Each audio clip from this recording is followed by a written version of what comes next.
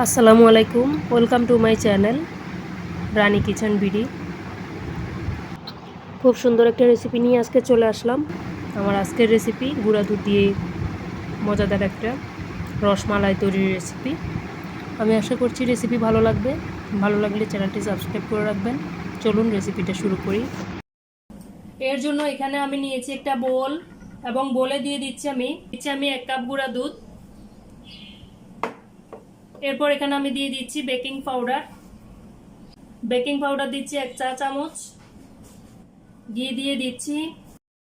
ঘিয়ের সাথে আমি সমস্ত শুকনো উপকরণ খুব ভালোভাবে অ্যাড করে নিচ্ছি। এমনভাবে অ্যাড করতে হবে যাতে সব গুঁড়া দুধের সাথে ঘিটা খুব ভালোভাবে মিক্স হয়। এখানে দেখুন আমার এটা কতটা মেশানো হয়েছে দেখে বোঝা যাচ্ছে। এরপর আপনারা চেক করে নিতে পারেন, এটাকে এভাবে দলা পাকিয়ে চেক করে নিতে পারেন। যদি দেখেন যে এরকম দলাটা হয়ে গেছে এবং এরকম চাপ দিলে ভেঙে যাচ্ছে, সেক্ষেত্রে মেশানো হয়ে গেছে, পুরো দুধটা ঘিয়ের সাথে খুব ভালোভাবে মিক্স হয়ে গেছে। তো এই পর্যায়ে এখানে আমি এটাকে একটা সাইডে রেখে দিচ্ছি। এখানে আমি একটা ছোট বাটি নিয়েছি এবং এর মধ্যে আমি দিয়ে দিচ্ছি একটি ডিম। এখানে আমি একটা ডিম দিয়ে দিচ্ছি এবং ডিমটাকে আমি একটা কাঁটা চামচ দিয়ে ফেটিয়ে নিচ্ছি। একটা কাঁটা চামচ দিয়ে আমি ডিমটাকে ভালোভাবে ফেটিয়ে নিচ্ছি।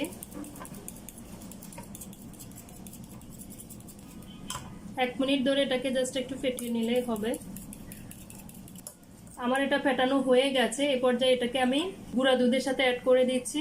অল্প অল্প ডিম দিয়ে ডিমের মিশ্রণটা একটু একটু গুঁড়া দুধে দিয়ে অ্যাড করে দিচ্ছি হাত দিয়ে। এটা অবশ্যই হাত দিয়ে করতে হবে, হাত দিয়ে করার চেষ্টা করবেন।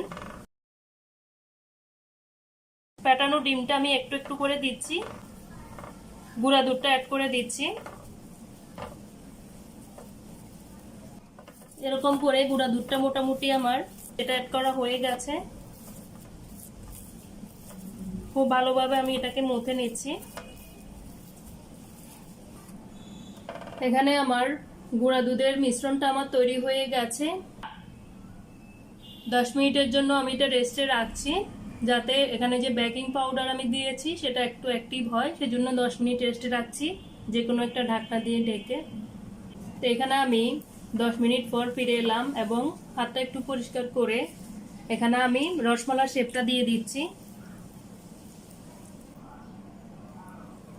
এরকম করে আমি রসমালার শেপ দিয়ে দিচ্ছি। এভাবে আমি সবগুলো রসমালার শেপ দিয়ে দিচ্ছি। দেখতে পাচ্ছেন, এমনটা করে সবগুলো রসমালার শেপ দিয়ে দিচ্ছি। দেখুন, এভাবে সবগুলো রসমালার শেপ আমি দিয়ে দিচ্ছি। দর্শক দেখুন, আমার রসমালাগুলো শেপ দেওয়া হয়ে গেছে। রসমালাগুলো আমি শেপ দিয়ে দিয়েছি। এবার চুলায় চলে যাচ্ছি। চুলায় আমি একটা প্যান বসিয়েছি। প্যানে প্রথমে আমি এখানে আমি দিয়ে দিচ্ছি 1 কেজি দুধ। আপনারা চাইলে এটাকে গুঁড়া দুধ দিয়ে তৈরি করতে পারেন, সেক্ষেত্রে 3 কাপ পানি আর 1 কাপ গুঁড়া দুধ দিয়ে দিলেই হবে। তো এখানে আমার দুধ দেওয়া হয়ে গেছে। তো এই পর্যায়ে এখানে আমি দিয়ে দিচ্ছি 3টি এলাচ। এখানে আমি দিচ্ছি 3টি এলাচ। এলাচগুলো আমি একটু মুখ খুলে দিয়েছি, দেখুন, যাতে ফ্লেভারটা ভালোভাবে আসে। 3টি এলাচ ব্যবহার করছি। এবার চুলায় দুধে একটা বলক আসা পর্যন্ত আমি অপেক্ষা করছি এবং নেড়ে নেড়ে জাল করতেছি।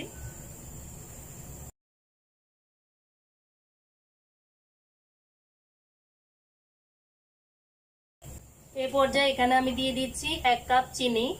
তো আপনারা স্বাদ বুঝে দিতে পারেন, অনেকেই চিনিটা কম খেতে চান, সেক্ষেত্রে একটু কমিয়ে ব্যবহার করতে পারেন। যার যার পছন্দ মতো চিনিটা দিয়ে দিবেন। চিনিটা দিয়ে আমি এটাকে খুব ভালোভাবে নেড়ে নেড়ে অ্যাড করতেছি দুধের সাথে।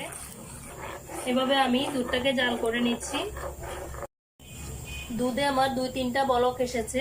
আপনারা একটা বলক আসলেও রসমালাগুলো দিয়ে দিতে পারেন। আমার 2-3টা বলক এসে গেছে। এই পর্যায়ে আমি রসমালাগুলো দিয়ে দিচ্ছি।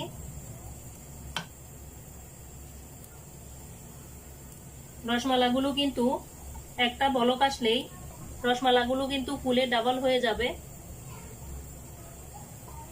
আমি এটাকে হালকা একটু নেড়ে দিচ্ছি, বেশি কিন্তু নাড়াচাড়া দরকার নাই, সেক্ষেত্রে কিন্তু রসমালাগুলো ভেঙে যেতে পারে। এই পর্যায়ে এখানে আমি ঢাকনা দিয়ে দিচ্ছি।